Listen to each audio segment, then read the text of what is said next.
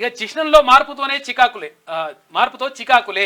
నిజంగా కూడా చిహ్నంతో మార్పులు అంటే విషయంలో అంటే ఏంటంటే ఇప్పుడు తెలంగాణ అధికారిక చిహ్నం ఏదైతే ఉందో, ఏది కాకతీయుల కళాతోరణం, తర్వాత మధ్యలో ఉన్నటువంటి చార్మినార్ ఇదంతా కూడా ఉంది కదా, దీన్ని అంటే మార్పు చేయాలని చెప్పేసి ఇప్పుడు ఉన్నటువంటి ప్రభుత్వం భావిస్తూ ఉంది.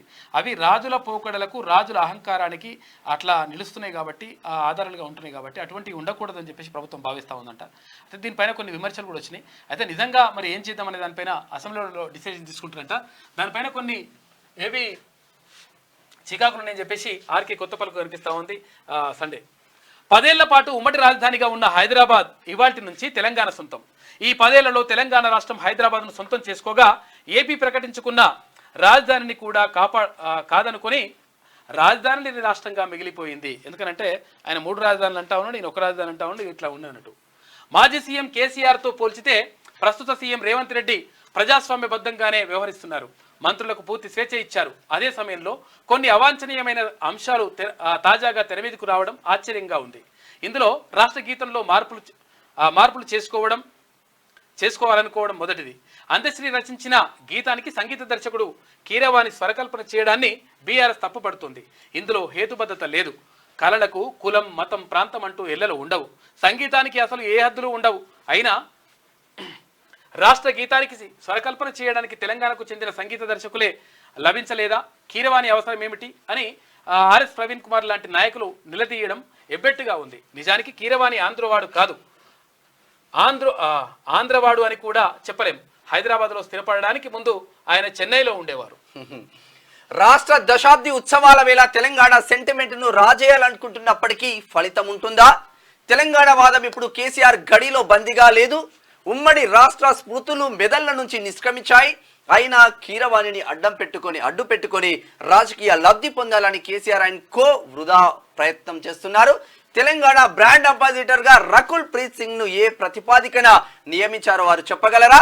సెంటిమెంట్ ను రగిలించాలనుకొని అవతలి వారిపై వేలెత్తి చూపే ప్రయత్నం చేస్తే కేసీఆర్ వైపు 4 వేలుంటాయని అది ఇప్పుడు ఏది రకుల్ ప్రీత్ సింగ్ ని తెలంగాణ అంబాసిడర్, తర్వాత ఏది ఉంటాయిగా చేనేత వస్త్రాలకు సంబంధించి ఆమె పేరు సమంత, తర్వాత యాదగిరిగుట్ట నిర్మాణానికి సంబంధించి ఎవరు మన చినజీఆర్ స్వామి గారు, తర్వాత దానికి ఏది నిర్మాణ పనులకు సంబంధించి సాయి, ఇట్లా రకరకాల వ్యక్తుల్ని అట్లే దీంట్లో తెలంగాణ వాళ్ళు కాదు. మరి కొన్ని విషయాల్లో వీటి చూడాల్సిన అవసరం లేదు అని చెప్పేసి విమర్శలు అయితే వస్తా ఉన్నాయి.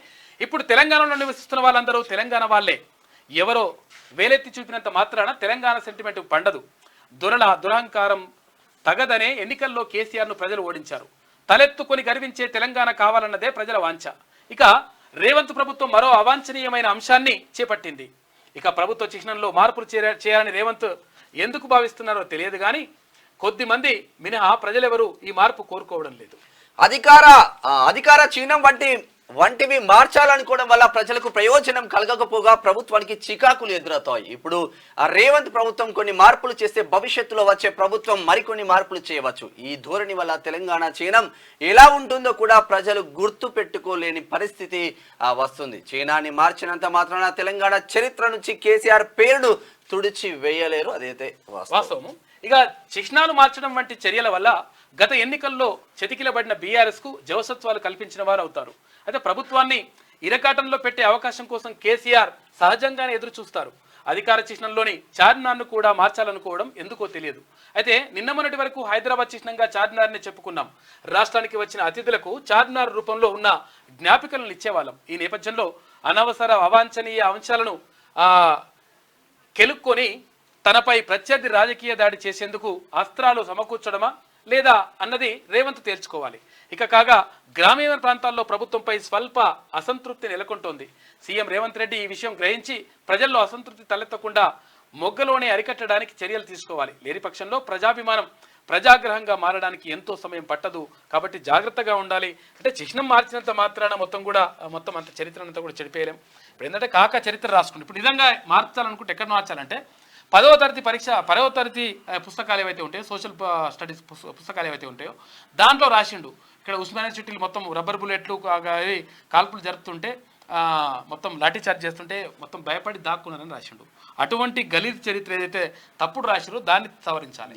తర్వాత ఏదైతే కేసీఆర్ ఒక్కడే సాధించిండు అని చెప్పేసి చరిత్ర రాసుకున్నారు.